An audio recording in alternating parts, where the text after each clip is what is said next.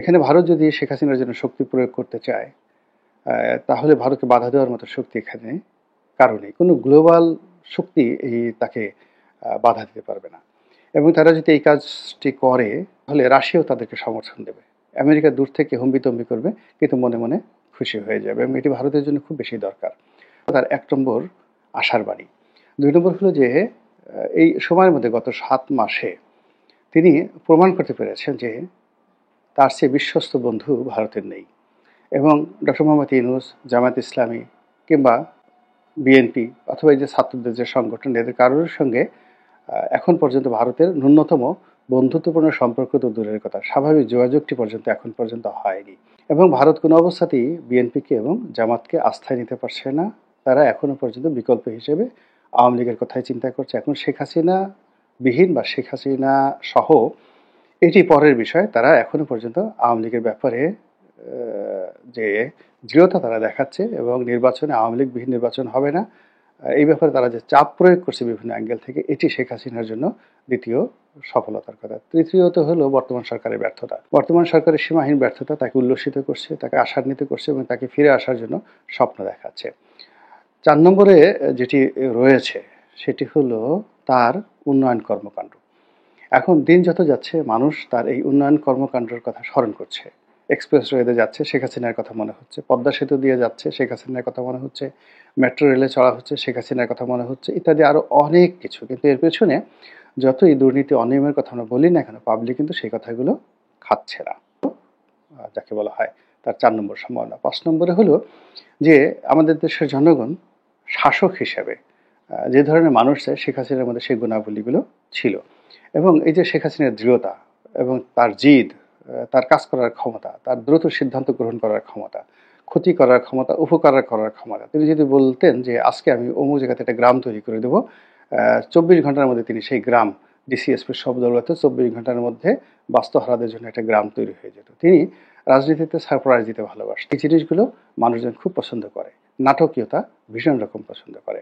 হলো তার যে সঙ্গী সাথী তিনি তৈরি করে ফেলেছিলেন ব্যবসা বাণিজ্য, শিল্প, সাহিত্যে, এরা সবাই এই গত ৭ মাসে সিমেন্টেড হয়ে গেছে। তারা বুঝতে পেরেছে যে আওয়ামী লীগ ছাড়া তাদের কোনো গতি নাই, তাদেরকে মরে যেতে হবে, অস্তিত্ববিহীন হয়ে পড়তে হবে, অথবা আওয়ামী লীগকে সাহায্য এবং সহযোগিতা করে তাদেরকে সেই আওয়ামী লীগের সাথেই থাকতে হবে। এই জিনিসগুলো তারা কিন্তু এখন মনে করছে ব্যবসায়ীরা। এই ব্যবসায়ীদের এই মনোবৃত্তির কারণে, কবি সাহিত্যিকদের মনোবৃত্তির কারণে, সাংবাদিকদের মনোবৃত্তির কারণে বিশাল একটা প্রেশার গ্রুপ সারা দুনিয়াতে তারা ছড়িয়ে পড়েছে, এবং যার যার অবস্থানে থেকে শেখ হাসিনার জন্য সাহায্য করছে।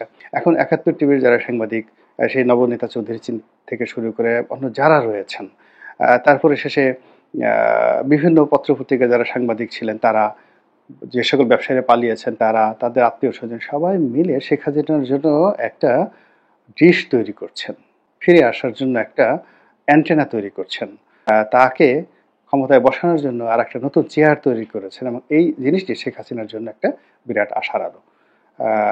সময় বলে দেবে কোনটি আগে হয়, কোনটি পরে হয়, কোনটি সঠিক হয় এবং কোনটি বেঠিক হয়।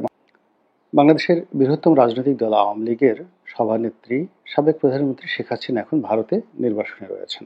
সেখানে বসে তিনি নানা রকম অডিও বার্তায় হুমকি এবং ধামকি দিয়ে চলেছেন। তিনি এবং তার মিত্র ভারত সম্মিলিতভাবে বাংলাদেশের শাসন ব্যবস্থা, বাংলাদেশের প্রশাসন ব্যবস্থা, বিচার ব্যবস্থা, জনগণের ভিত্তি এবং বর্তমান সরকার, তাদের কর্মকাণ্ডকে একেবারে ধূলিসাৎ করার জন্য, নস্যাৎ করার জন্য নানা রকম চেষ্টা এবং তদবির তারা চালিয়ে যাচ্ছেন। এবং সেই চেষ্টা তদবিরের যে পরিণতি কতটা নির্মম এবং নিষ্ঠুর হতে পারে, এটা নিয়ে ভারত বা শেখ হাসিনা কি চিন্তা করছেন তা আমরা বলতে পারবো না।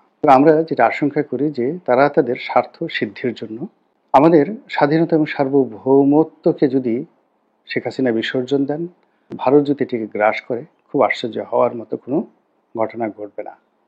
বাংলাদেশে তাদের দীর্ঘদিনের মিত্র শেখ হাসিনার যে এইভাবে পতন হবে তারা কল্পনা করতে পারেননি। এটা যেভাবে শেখ হাসিনার পতন, একই সঙ্গে ভারতেরও পতন। ভারতের সীমাহীন গোয়েন্দা ব্যর্থতা। ভারত যদি প্রথম থেকে বুঝতে পারতো যে এইরকম একটা বিপ্লব দানা বাঁধছে, এই বিপ্লবের পেছনে অনেকের হাত আছে, সেখানে জাতিসংঘ থেকে শুরু করে মার্কিন যুক্তরাষ্ট্রের FBI এবং আরও অনেক বহিঃশত্রুর সঙ্গে সঙ্গে দেশের যে রাজনৈতিক শক্তিগুলো, আমজনতা এবং তার সঙ্গে সঙ্গে কিছু নিষিদ্ধ ঘোষিত সংগঠন, যার যার অবস্থান থেকে এরকম কিছু কর্মকাণ্ড করে যাচ্ছিল, যে কর্মগুলো সরকারের নিয়ন্ত্রণের বাইরে চলে যাচ্ছিল, যেটি ভারতের গোয়েন্দা সংস্থাগুলো বুঝতে পারেনি। ফলে কি হলো, ভারত এখন ত্রিমুখী চাপের মধ্যে পড়েছে। প্রথম চাপ হলো শেখ হাসিনাকে আশ্রয় দেওয়ার কারণে তাদের দেশে শেখ হাসিনার বিপক্ষে যারা লোকজন রয়েছেন তারা নানা রকম দাবি দেওয়া তুলছেন। দ্বিতীয়ত, শেখ হাসিনাকে দেশ থেকে তাড়িয়ে দেওয়ার জন্য এক ধরনের চাপ রয়েছে। আর তৃতীয়ত, বাংলাদেশের প্রতি তাদের যে নীতি ছিল, সেই নীতির কারণে নরেন্দ্র মোদীর প্রচণ্ড সমালোচনা চলছে। এ হলো যে বাংলাদেশের রাজনীতি যদি ভারতের নিয়ন্ত্রণের বাইরে চলে যায় এবং এখানে চীন যদি এসে ঘাঁটি করে, তাহলে সেক্ষেত্রে ভারতের যে সেভেন সিস্টার, সেই সেভেন সিস্টার ভারতের হাতছাড়া হয়ে যাবে। এবং ভারতের যদি সেভেন সিস্টার হাতছাড়া হয়ে যায়, আমাদের পার্বত্য চট্টগ্রাম হাতছাড়া হয়ে যাবে সঙ্গে সঙ্গে, অ্যাট দ্য সেম টাইম, একই সাথে এই ঘটনাটা ঘটবে। অর্থাৎ ভারতের সেভেন সিস্টার চলে যাবে, আমাদের চট্টগ্রাম, পার্বত্য চট্টগ্রাম, এই অঞ্চলগুলো চলে যাবে। এটা নিয়ে ভারত যেভাবে চিন্তিত, তার সঙ্গে সঙ্গে কিন্তু আমরাও কম চিন্তিত নই। তো এই অবস্থাতে শেখ হাসিনা কি করবেন, উপর কিন্তু অনেক কিছু নির্ভর করে।